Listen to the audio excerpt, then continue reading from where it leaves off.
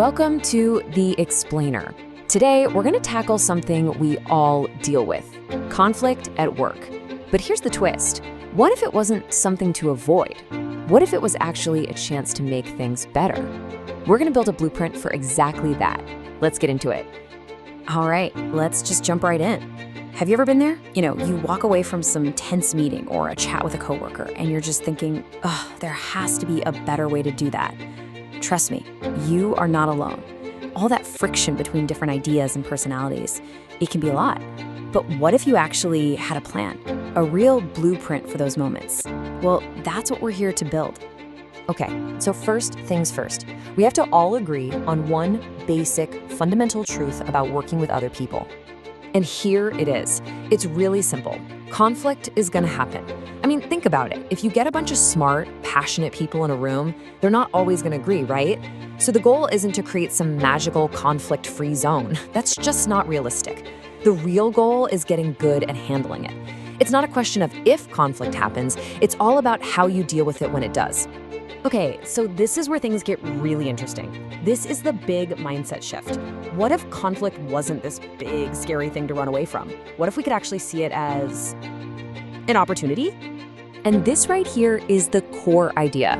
Seriously, when you handle a disagreement the right way, it can be incredibly powerful. It makes you really think about your own point of view, it pushes you to find brand new solutions, and you end up understanding your coworkers way better. Think about it.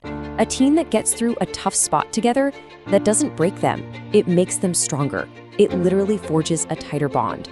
So where do we even begin with all this? Well, the first piece of our blueprint might surprise you. It's not about what you say or what strategy you use. Nope.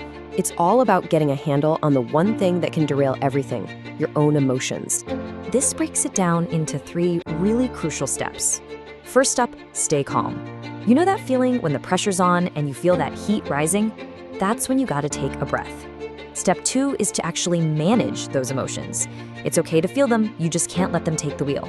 And then, and this is key, only after you've got yourself in check can you help anyone else do the same. That's how you create a space where a real conversation can actually happen.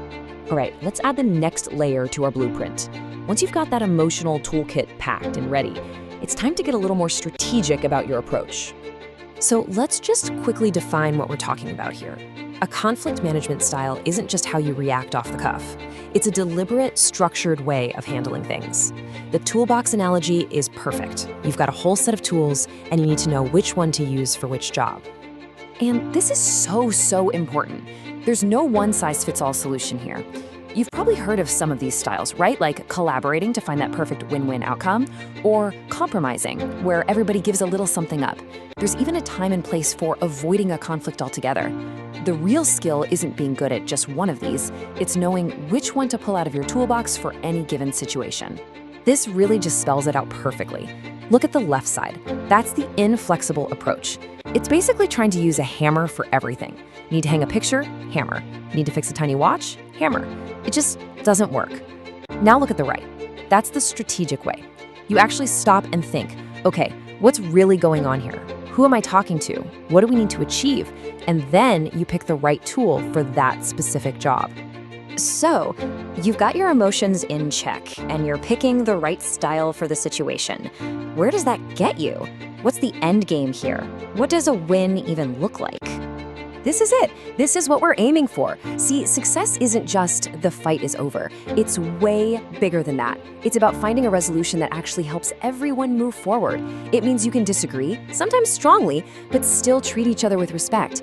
And when you do that, you're not just solving a problem, you're building trust, making the team stronger, and creating a place where people can actually grow.